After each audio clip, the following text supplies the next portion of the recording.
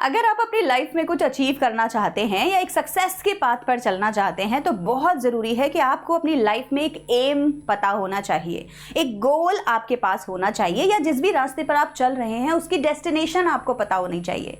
ये सारी चीज़ें आपको रियलाइज़ होने लगती हैं जैसे ही आप क्लास 10th में एंटर करते हैं, क्योंकि जैसे ही आप 10th में आते हैं आपके पास एक डेस्टिनेशन आ जाती है, भाई हमें अपने 10th के बोर्ड्स क्रैक करने हैं। अगर आप एक 9th से 10th में मूविंग स्टूडेंट हैं तो आप लोग आजकल नोटिस कर रहे होंगे, हर कोई सोसाइटी में आपको समझा रहा होगा बेटा 10th का बोर्ड एग्जाम है, आप थोड़ा सीरियस, 9th में तो कर लिया जो करना था, अभी अगर सीरियस नहीं हुए तो बात बिगड़ सकती है, राइट। इसको हम सोसाइटल प्रेशर कहते हैं। आपको अपने फ्रेंड्स के मार्क्स और अपने मार्क्स में कंपैरिजन अभी रियलाइज हो रहा होगा, उसके तो 95 आ गए, पता नहीं मेरे आएंगे कि नहीं आएंगे, बोर्ड एग्जाम्स में कैसे करेंगे। इसको हम पीयर प्रेशर कहते हैं। और खुद का जो इंटरनल मोटिवेशन या एक सेल्फ डाउट शुरू हो जाता है वो अलग। तो ये सारे प्रेशर अगर आप अभी फील कर रहे हैं तो मैं आपको कुछ पॉइंट्स हैं जो बताने वाली हूँ, जो एक 9th से 10th मूविंग स्टूडेंट्स को जानने बहुत ज़्यादा ज़रूरी है। बिकॉज मैं एक सीबीएसई की टीचर रह चुकी हूँ, 10 इयर्स का एक्सपीरियंस है मेरा सीबीएसई के स्कूल्स में पढ़ाने का। मैं इन्विजिलेटर भी रह चुकी हूँ, बोर्ड एग्जाम्स की एग्जामिनर भी रह चुकी हूँ। तो मैं बच्चों के बिहेवियर को बहुत अच्छे से एनालाइज कर चुकी हूँ और वही आपके सामने आज डिस्कस करूँगी। Hi everyone, my name is Nidhi Gupta and I am your English coach.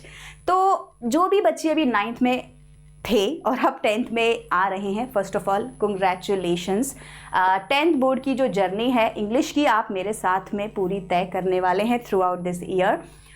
Syllabus की बात मैं आपको लास्ट में वीडियो में बता दूंगी कि किस तरीके से आपका जो सिलेबस है 9th से थोड़ा सा डिफ़र करेगा, लेकिन उससे भी ज़्यादा ज़रूरी ये जानना है कि हमारा जो लर्निंग पैटर्न है वो कैसा है, और क्या जो पैटर्न हम 9th में करते आ रहे थे 10th में उससे काम चल जाएगा। So the answer is definitely no. 9th में आपने थियोरटिकल बहुत कुछ पढ़ा होगा, काफ़ी सारा लर्निंग किया होगा, बिकॉज 9th एक तरीके का फाउंडेशन होता है, राइट, प्री फाउंडेशन हम इसको बोलते हैं। और आपको इतने सारे टॉपिक्स, इतने सारे मेथड्स बताए जाते हैं कि आप बस एब्जॉर्ब करते रह जाते हो। अब उनका प्रैक्टिकल शुरू होगा क्लास 10th में बच्चों। आप बोर्ड एग्जाम का एक क्वेश्चन पेपर देखना, किसी भी सब्जेक्ट का, मैथ का, हिंदी का, साइंस का, आपको रियलाइज होगा कि भाई जो क्वेश्चंस पूछे जा रहे हैं वो कॉम्पिटेंसी बेस्ड ज़्यादा है, प्रैक्टिकल अप्रोच पे ज़्यादा है, लाइफ बेस्ड ज़्यादा है रादर देन थियोरटिकल। तो आपको अभी अपना जो लर्निंग पैटर्न है वो चेंज करना होगा। वो याद करने से, रट्टाफिकेशन से ज़्यादा कंसेप्चुअल होना चाहिए। कॉन्सेप्ट आपका क्लियर करना बहुत ज़्यादा ज़रूरी है। बहुत सारे बच्चों के साथ में ऐसा होने वाला है, this is point second that I am going to share, कि 9th में आप बहुत स्मार्ट थे, बहुत अपनी क्लास के सबसे अच्छे बच्चे थे, और आपने कभी ट्यूशन क्लासेस नहीं लिए क्योंकि आपको लगता था कि मेरी सिस्टर, राइट, या मेरी mother, if she is a teacher और somewhere she knows the education system well, आपको लगा कि मैं ये बहुत अच्छे से कवर कर सकता हूँ, और आपने ट्यूशन्स नहीं लिए और आपने अच्छा स्कोर कर लिया। नाउ मार्क माई वर्ड्स, अगर आपने 10th में किसी अच्छे मेंटोर को नहीं पकड़ा पर्टिकुलर सब्जेक्ट के लिए जिसमें आप वीक हैं, तो आपको लास्ट में बहुत पछताना पड़ेगा बच्चों। तो जो भी सब्जेक्ट आपको लगता है, साइंस के किसी भी फील्ड में आप वीक हैं, मैथ में, इंग्लिश में, अगर आपको एसएसटी में कहीं भी लगता है कि मैं अच्छा स्कोर नहीं कर पा रहा, यही इनिशियल डेज है। अभी आप कहीं भी जाके किसी को मेंटोर बनाएं, ट्यूशन्स लें, कोचिंग लें और अपना जो कॉन्सेप्ट है वो क्लियर करें। अगर आप बहुत ज़्यादा स्मार्ट है और आपको लगता है बुक से कर सकते हैं तो कीजिए, क्योंकि एग्जाम प्रेशर में ना आप कॉन्सेप्ट क्लियर करने लायक नहीं रहते। तब तो आपके पास इतना बर्डन होगा स्कूल की तरफ से, exam pressure, this that, question paper solve करने हैं, रिवीजन करना है, तो आपको टाइम बिल्कुल नहीं रहेगा कॉन्सेप्ट्स क्लियर करने का। तो जो स्टार्टिंग के डेज है ना, please do this in these months only, right. April, May, June, July, 9th का एग्जाम खत्म, तुरंत यहाँ पर लग जाइए और अपने उस वाले जो सब्जेक्ट है ना जो आपको वीक लग रहा है उसका या तो ट्यूशन ले लीजिए या उसकी अच्छे से तैयारी खुद करना शुरू कर दीजिए, बिकॉज बाद में आपको टाइम नहीं मिलेगा। तो जिन बच्चों ने क्लास 9th में ट्यूशन्स नहीं लिए हैं, 10th में ओवर स्मार्ट ना बने। अगर टॉपिक समझ नहीं आया है या सब्जेक्ट पे पूरी मास्टरी नहीं की है तो अभी स्टार्टिंग के डेज में उसको ज़रूर कवर कर लें। Let me know in the comment section अगर आप अग्री करते हैं इस पॉइंट से, तो बिकॉज मैं तो एक्सपीरियंस के साथ आपको बता रही हूँ। Now third point, very very important, मैंने बहुत सारे बच्चों के दिल टूटते देखे हैं, कॉन्फिडेंस को शैटर होते देखा है। मैं बताती हूँ कैसे। तो एक बच्चा जो 6th से एक ही स्कूल में है, 6th में क्लास में फर्स्ट आया, 7th में क्लास में फर्स्ट आया, 8th में क्लास में फर्स्ट आया, 9th में फर्स्ट आया, प्री बोर्ड्स में भी फर्स्ट आया, लेकिन बोर्ड एग्जाम्स में वो कहीं रैंक नहीं करता, इवन इन टॉप 10 स्टूडेंट्स जो क्लास के हैं उसमें भी। रीज़न उसका क्या होता है पता है? मैं ये जो साइकोलॉजिकल बायसनेस है ना क्लास की, वो मैं बहुत सारे वीडियोज़ में जब पढ़ाती हूँ तो बताती रहती हूँ। एक बार और आपको बताती हूँ कि जब आप किसी स्कूल में हैं या किसी क्लासरूम में अलॉन्ग विद योर फ्रेंड्स पढ़ रहे हैं, तो एक टीचर के माइंड में, आपके फ्रेंड सर्कल के माइंड में एक बात आ जाती है कि भाई बच्चा बहुत होशियार है, बच्चा बहुत स्मार्ट है और हर चीज़ अच्छी करता है।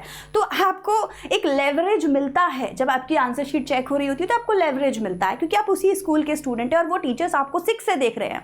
तो 9th में भी वो बोलेंगे आप बहुत अच्छे हैं। मैं ये नहीं कह रही कि आपने कुछ हार्डवर्क नहीं किया होगा या आप स्मार्ट नहीं थे, आप थे, आपने अच्छा किया, टीचर को भी आप बहुत पसंद आते हैं। लेकिन ये सारा बायसनेस या सारा फेवर या सारा लेवरेज ना बच्चों आपके बोर्ड के एग्जाम में खत्म हो जाता है, क्योंकि वहाँ आपकी कॉपी किसी अननोन पर्सन के ऊपर जाती है, अननोन पर्सन के पास जाती है जो नहीं जानता आपका 6 से लेके 9 तक का रिकॉर्ड, राइट। तो ऐसे में बच्चे बहुत शैटर हो जाते हैं। वो क्लास में 5th आ जाएंगे, 6 आ जाएंगे और कोई और बच्चा जिसको बहुत ज़्यादा इंपॉर्टेंस मिल भी नहीं रही थी क्लास में, वो टॉप कर जाता है। So my point of discussion is कि अपने पास्ट एकेडमिक रिकॉर्ड के दम पर 10th को ना निकालें। 10th को करने का अप्रोच बिल्कुल अलग है। एंड मोस्ट इंपॉर्टेंट, आपके स्कूल की बायसनेस, आपके टीचर के ऊपर आपका जो इंप्रेशन है, राइट, वो काम नहीं करेगा बोर्ड एग्जाम के करेक्शन में। वहाँ सिर्फ और सिर्फ आपकी at the moment practical approach ही काम करने वाली है। तो इसके लिए सबसे पहले ऑफ कोर्स मेहनत करिए, अपने बोर्ड एग्जाम्स को किस तरीके से क्लियर करना है इस बात को समझिए। सेकेंडली, इन केस आपके साथ ऐसा हो तो प्लीज़ शैटर फील मत कीजिएगा, सैड मत होइएगा, बिकॉज मैं अपने एक्सपीरियंस के साथ बता रही हूँ, बच्चे इस चीज़ को एक्सेप्ट ही नहीं कर पाते कि मैं कैसे इतने अच्छे मार्क्स नहीं ला पाया क्योंकि मैं तो 6 से फर्स्ट आ रहा हूँ। ये होता है आपके साथ में। बट अगर आपने अच्छी मेहनत करी, जो पॉइंट्स मैं आपको बता रही हूँ आपने ध्यान रखी, तो डेफिनेटली यू विल ओवरकम। ये सारी चीज़ें आपके साथ नहीं होंगी। You will stand out in your class and you will definitely get the highest position जो आपको हमेशा से मिलती आ रही है। ये जो इंपॉर्टेंट पॉइंट्स मैंने आपको बताया ना बच्चों, ये मैं अपने एक्सपीरियंस के साथ ही बता रही हूँ। तो मैं नहीं चाहती कि जो मेरे बच्चे हैं वो ऐसा कुछ भी फेस करें फ्यूचर में। बाकी एज आई सेड, इंग्लिश की जो तैयारी है वो इस चैनल पर आप मेरे साथ थ्रू आउट द ईयर करने वाले हैं।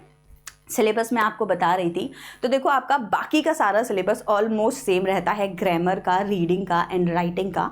सिर्फ और सिर्फ लिटरेचर का जो सिलेबस है वो चेंज हो जाता है 9th से 10th में। बाकी एक और न्यूज़ जो हम सबको पता है वो ये है कि इस साल CBSE जो है वो आपके बुक्स को चेंज कर रहा है, सिलेबस को चेंज कर देगा। ये जो न्यूज़ है आपको मिड अप्रैल में या in the first week of April definitely मिल जाएगी। तो एक बार उस पर थोड़ा सा फोकस करेंगे। और उससे पहले हम लोग सिलेबस के बारे में कुछ भी ऑफिशियली अनाउंस कर नहीं सकते, बिकॉज डेफिनेटली चेंजेस तो होंगे। अब क्या चेंजेस हैं उसके ऊपर हम लोगों को नई मेथड्स, नई पॉलिसीज़ एंड नए ट्रिक्स एंड टिप्स आपको मैं बताऊंगी जैसे ही ये जो अनाउंसमेंट है CBSE की तरफ से हो जाती है। Till then keep in touch and take care. Bye everyone.